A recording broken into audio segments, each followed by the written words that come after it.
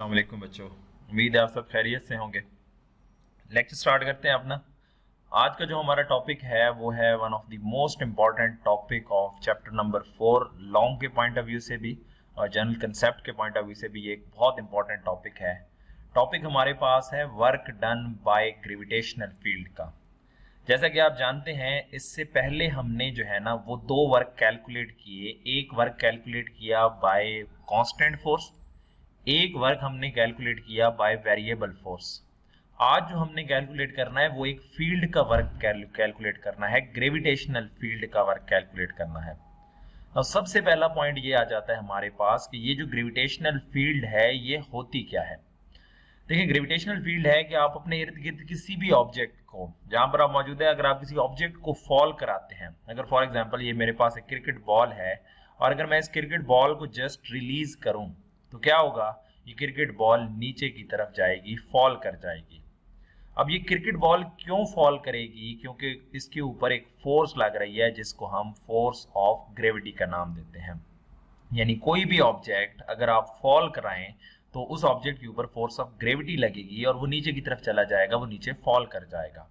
तो इसका मतलब हम जिस रीजन में मौजूद हैं वो ऐसा रीजन है जिसमें ऑब्जेक्ट के ऊपर ग्रेविटेशनल फोर्स अमल कर रही है।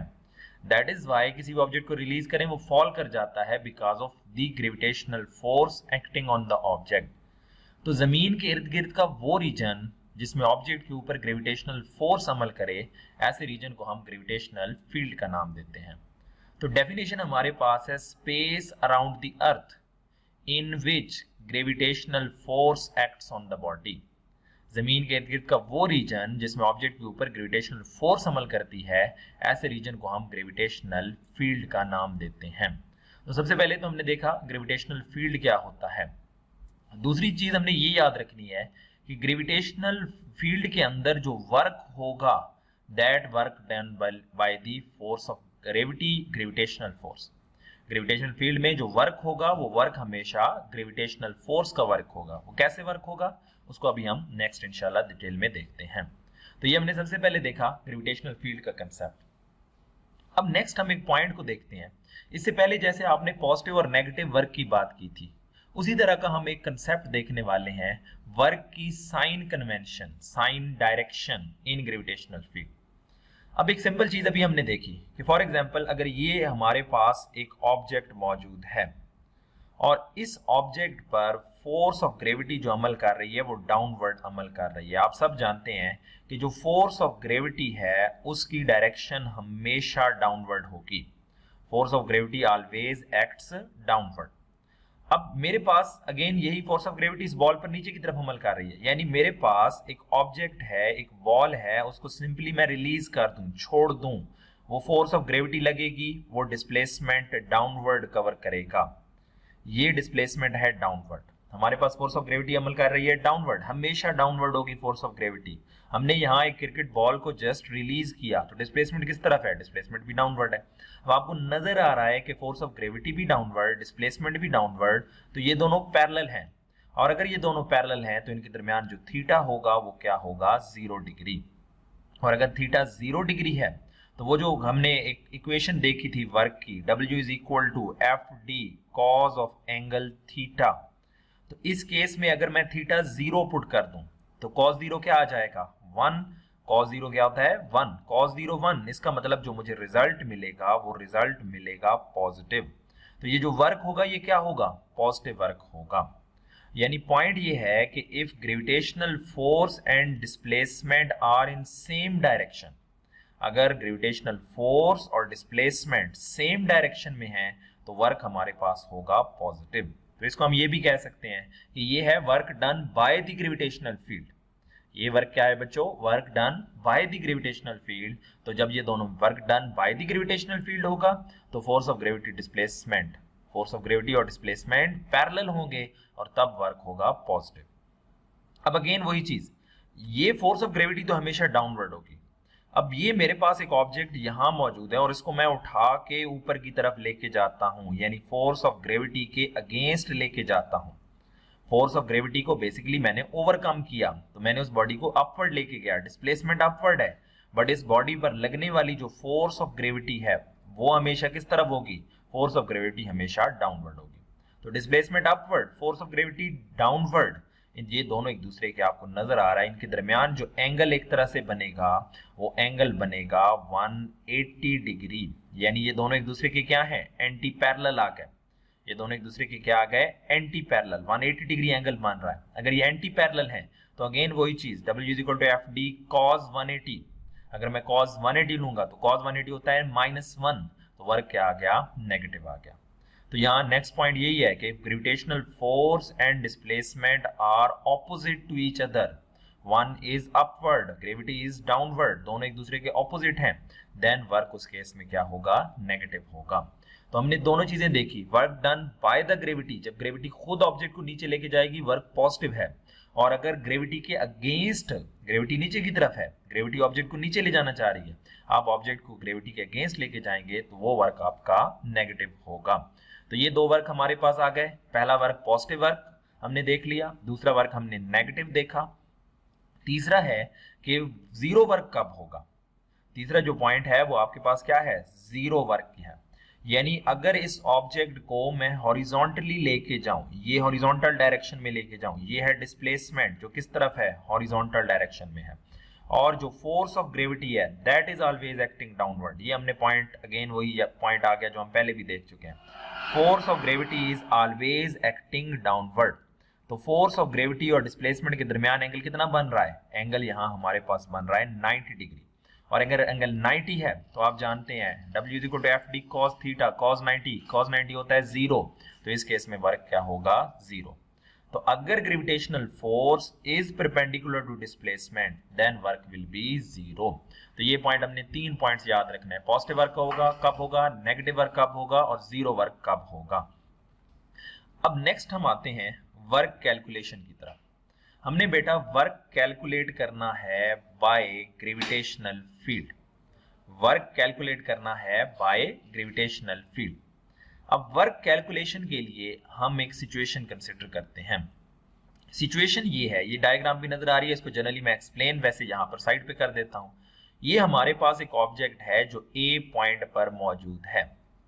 हमने इस ऑब्जेक्ट को, ये हमारे पास फॉर एग्जांपल एक डाइस है, एक टेबल है, कोई एक सर्टेन हाइट है, इसकी हाइट जो है वो h है, और ये एक पॉइंट है B पॉइंट है। हम इस ऑब्जेक्ट को इस A पॉइंट से उठा के B पॉइंट तक ले जाना चाहते हैं। इनिशियल पॉइंट हमारा A है, फाइनल पॉइंट हमारा B है। जैसे यहाँ आपको नजर आ रहा है, ये इनिशियल पॉइंट है A और ये हमारा फाइनल पॉइंट है B। हमने ऑब्जेक्ट को A से B तक लेके जाना है। डिफरेंट पाथ अडॉप्ट किए जा सकते हैं। पहला पाथ क्या है कि मैं बॉडी को स्लाइड करता हुआ हॉरिजेंटली यहां तक लेके आऊं A से D पॉइंट तक। ये पहला पाथ में, पहला पॉइंट मेरे पास बना कि ऑब्जेक्ट को मूव करता हूं, कहां से लेके आऊं, A से D पॉइंट तक, और फिर D से उठा के मैं उसको कहां पर ले जाऊं, B पर ले जाऊं। तो मेरे पास जो पाथ 1 आपको यहां पर नजर आ रहा है वो पाथ 1 बना A to D and D to B। हमारी फाइनल डेस्टिनेशन B थी ना, तो पाथ 1 बना A to D and D to B। तो ये एक पाथ 1 बन गया, पहला हॉरिजॉन्टल दूसरा वर्टिकल, तो ये टोटल एक 1 पाथ बना ADB। पाथ 1 क्या बना बच्चों, ADB। दूसरा मैं काम क्या करूं, दूसरा मैं काम करूं कि इसको पहले वर्टिकली ले जाऊं, दूसरे पाथ की बात कर रहा हूं, A to C ले जाऊं और फिर मैं इसको मूव कराता हुआ C से B की तरफ ले आऊं। दूसरा मैं इसको मूव कराता हुआ C to B लाऊं, तो मेरे पास जो दूसरा पाथ बना वो बना A to C and C to B, यानी पाथ बना ACB। तो यहाँ आप देख सकते हैं कि दूसरा पाथ, पाथ 2 ये मेंशन भी है, दूसरा पाथ है A to C and then C to B। तो ये दो पाथ हमारे पास आ गए। पहला पाथ ADB डिफरेंट पाथ है, दूसरा पाथ ACB जो पहले पाथ से डिफरेंट है। तीसरा पाथ क्या है, मैं डायरेक्टली इसको उठा के इसे B ले जाऊं या किसी कर्व पाथ को फॉलो करके लेके चला जाऊं, यानी कोई भी इस तरह का एक कर्व पाथ फॉलो करूं, A to B डायरेक्ट लेके जाऊं, तो ये मेरे पास पाथ 3 होगा। जैसे यहां मौजूद है A to B, इसको मैं लेके जाऊं तो इस कर्व पाथ को फॉलो करूं। तो हमारे पास 3 पाथ आ गए। Number 1 path ADB, number 2 path ACB और नंबर 3 पाथ डायरेक्ट AB। हम इन तीनों पाथ में बेटा वर्क को कैलकुलेट करने वाले हैं। वर्क कैलकुलेट करने के लिए यहां हमने एक ऑब्जेक्ट कंसीडर किया, सपोज जिसका मास m है, स्मॉल m है, हम एक ऑब्जेक्ट यहां पर ये कंसीडर करते हैं, इसको उठा के लेके जाएंगे इन 3 पाथ के अलावा। और एक चीज, इस बॉडी पर लगने वाली, ये जो बॉडी जिसका मास m है, उस पर एक फोर्स ऑफ ग्रेविटी लगेगी, और फोर्स ऑफ ग्रेविटी किसकी इक्वल होगी? वेट की इक्वल होगी, और वेट आप जानते हैं वो हमेशा किसकी इक्वल होगा? mg के इक्वल होगा। तो इसका मतलब हमने शुरू में जैसे कहा था ना कि यहाँ पर जो ग्रेविटेशनल फोर्स में वर्क करती है वो ग्रेविटेशनल फील्ड में जो वर्क करती है वो ग्रेविटेशनल फोर्स करती है। तो इस केस में वो जो ग्रेविटेशनल फोर्स है वो बॉडी के वेट के इक्वल होगी। हमने नेक्स्ट बच्चों क्या करना है? इन तीनों पाथ का वर्क कैलकुलेट करना है। सबसे पहला पाथ जो वर्क डन अलोंग पाथ 1 था, पाथ 1 था ADB।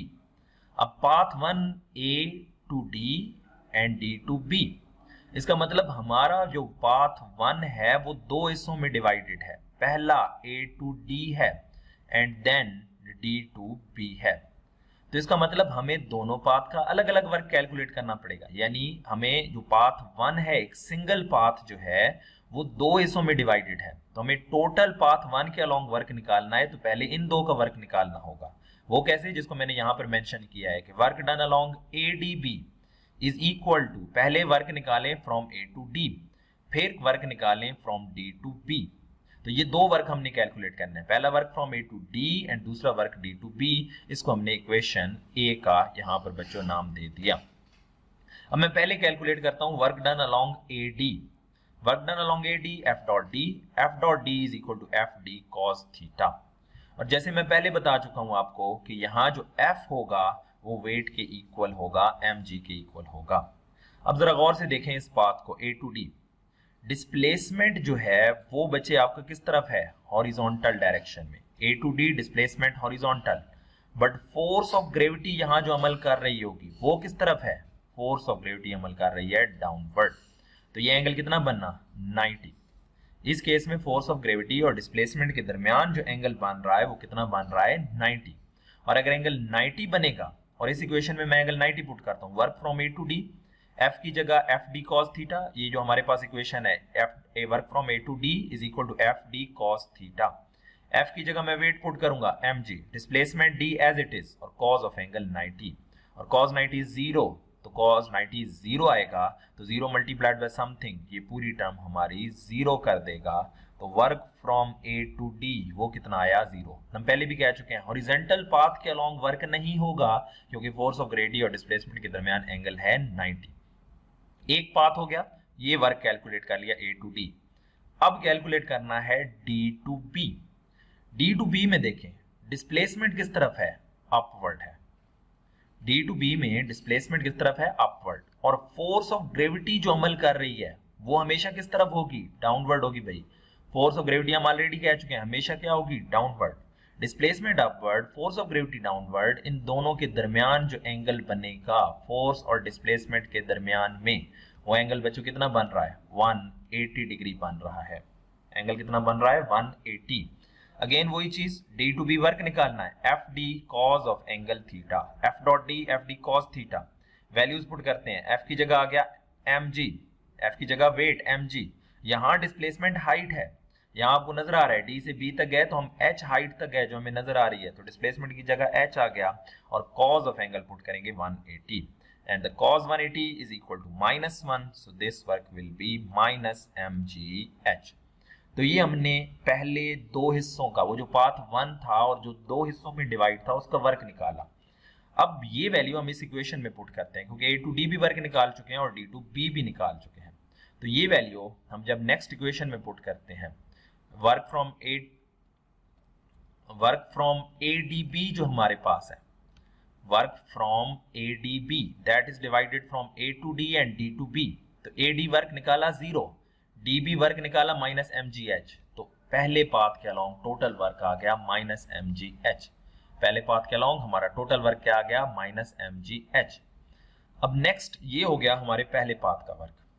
अब दूसरे पाथ का वर्क निकालते हैं, work from A to C and work from C to B। तो हमारे पास दूसरा पाथ है जी ACB। तो अब हमारा जो ACB है, अगेन वो आपको नजर आ रहा है, वो भी दो हिस्सों में डिवाइडेड है।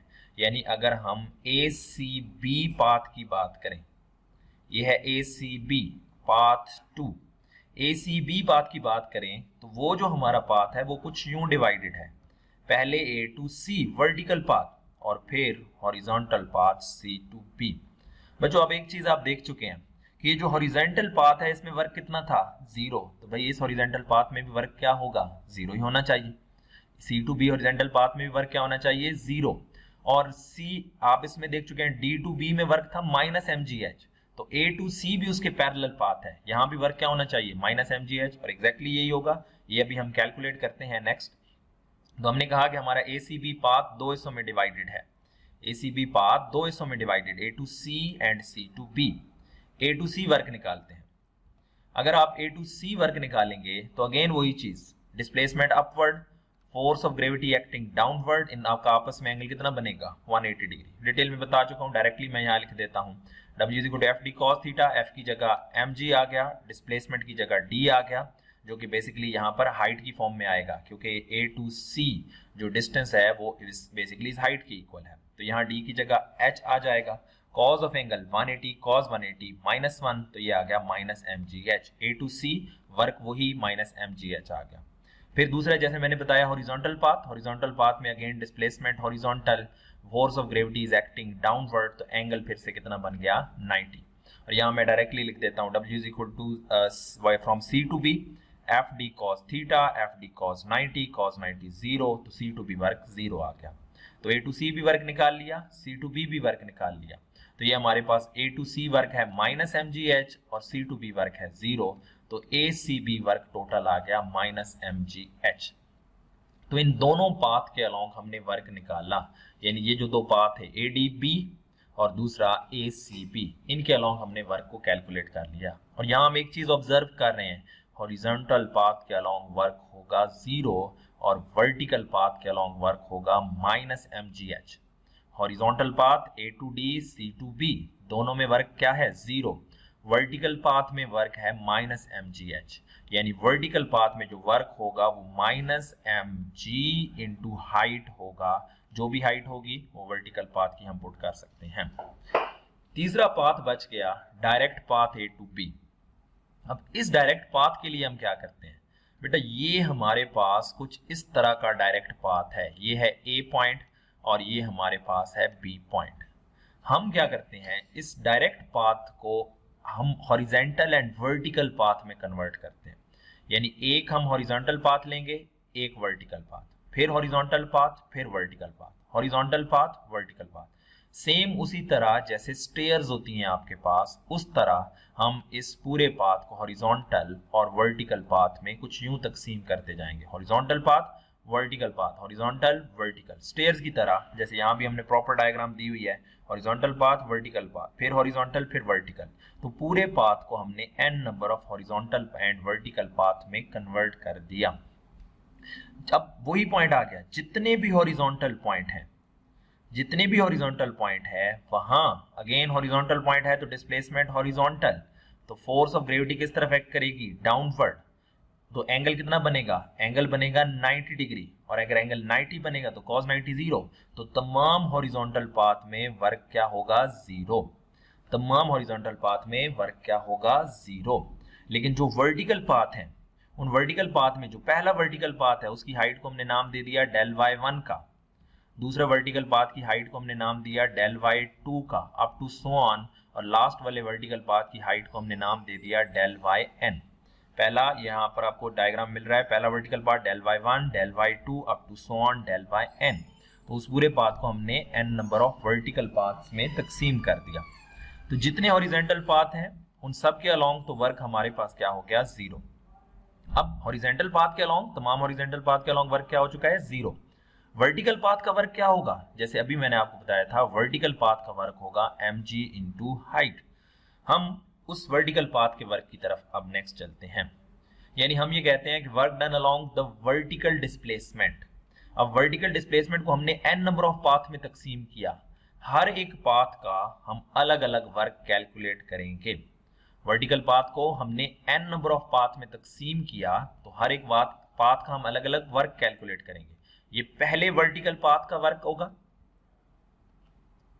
ये पहले वर्टिकल पाथ का वर्क प्लस दूसरे वर्टिकल पाथ का वर्क प्लस तीसरे वर्टिकल पाथ का वर्क, यानी इसको मैं यूं लिखता हूं WV इज इक्वल टू पहले वर्टिकल पाथ का वर्क W1, दूसरे वर्टिकल पाथ का work W2 plus up to so on plus last जो हमारे पास है WN वर्टिकल पाथ का वर्क आ जाएगा। तो हर एक पाथ का वर्टिकल वर्क क्या होगा, वर्टिकल पाथ के वर्क को हम पहले भी निकाल चुके हैं। अगर हम इसको पिछले उसमें पॉइंट्स में देखें तो वो हमारे पास हमेशा क्या आता था, ये पॉइंट देखें, mg into height into cos 180। जितने भी वर्टिकल पाथ थे वहां था mg into height into cos 180। अब जरा आप इस पॉइंट को देखें तो पहला पॉइंट है हाइट है डेल y1, तो यहां हम पुट करते हैं पहले वर्टिकल पाथ के अलोंग जो वर्क होगा वो होगा mg वेट, हाइट है डेल y1 cos थीटा, दूसरा mg del y2 cos theta, तीसरा vertical path mg del y2 by del y3 cos theta plus up to सॉन n तक ये जाएगा। और हर वर्टिकल पाथ के केस में थीटा होगा 180, तो ये आ जाएगा mg del y1 cos 180, mg del y2 cos 180, mg del yn cos 180, cos 180 minus 1, तो पहला आ गया माइनस mg डेल y1, दूसरा आ जाएगा minus mg del y2 minus up to so on minus mg del yn की फॉर्म में आ जाएगा। इन सब में कॉमन क्या लिया जा सकता है, माइनस mg कॉमन लिया तो अंदर बचा del y1 plus del y2 up to so on. और अगर आप इन तमाम छोटे छोटे वर्टिकल पॉइंट्स की हाइट को ऐड कर दें, यानी इसको ऐड करें del y1 plus del y2 plus del y3 plus up to so on, तो ये टोटल हाइट के इक्वल आ जाएंगे। तो यहाँ हम लिख सकते हैं कि del y1 plus del y2 plus up to so on del yn ये इक्वल टू h है, और ऊपर वाली इक्वेशन में माइनस mg इंटू h आ जाएगा। तो वर्टिकल पाथ का वर्क माइनस mg h आ गया। मैं दोबारा रिपीट करता हूं, हमने करना क्या है, हमने हॉरिजॉन्टल पाथ का वर्क तो 0 हो चुका है, वर्टिकल के हर एक पाथ का अलग अलग वर्क निकालना है।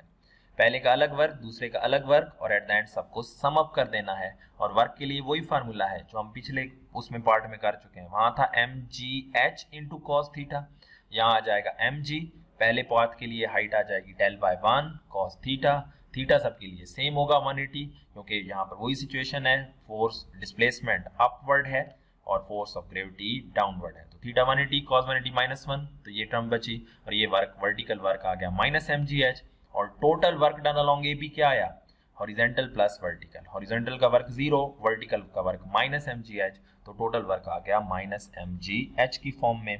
तो ये इक्वेशन शो कर रही है कि ये इक्वेशन फिलहाल वर्क को बता रही है, यानी हमने तीनों पाथ का वर्क कैलकुलेट किया। ADB एक पाथ था, ADB एक पाथ था, उसका वर्क आया माइनस mgh। दूसरा अगर हम पाथ देखें तो वो हमारे पास ACB था, उसका वर्क भी क्या आया, माइनस mgh। तीसरा अगर पाथ देखें AB, उसका वर्क भी क्या आया, माइनस mgh। इसका मतलब बेटा ये पाथ तीनों टोटली डिफरेंट हैं। ये जो पाथ हमने शुरू में कंसिडर किए ये तीनों टोटली डिफरेंट पाथ थे, लेकिन क्योंकि इनिशियल और फाइनल पोजीशन सेम थी तो वर्क तीनों का क्या आया, माइनस mgh आया, तीनों का वर्क सेम आया। इनिशियल और फाइनल पोजीशन सेम है, पाथ डिफरेंट है, लेकिन वर्क सबका क्या आया, सेम। इसका मतलब work done by gravitational field path के ऊपर डिपेंड नहीं करता। Work done by the gravitational field वो इंडिपेंडेंट ऑफ पाथ फॉलोड है। यही हमने पॉइंट प्रूव भी एक बेसिकली करना था, एक तो वर्क को कैलकुलेट करना था, दूसरा हमें यूं भी कहा जा सकता है कि प्रूव करें कि work done by gravitational field is independent of path followed.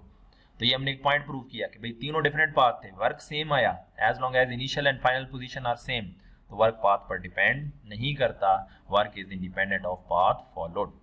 यहाँ तक हम लेक्चर को वाइंड अप करते हैं। ये हमारे कैलकुलेशन का एक पॉइंट है, इसको जरा तवज्जो से समझिएगा, साथ साथ पॉइंट्स को नोट भी करते जाएंगे। फर्दर इंशाल्लाह इसमें से कुछ पॉइंट्स और रह गए हैं शॉर्ट के पॉइंट ऑफ व्यू से, वो इंशाल्लाह हम नेक्स्ट देखेंगे। तब तक के लिए बच्चों अल्लाह हाफिज।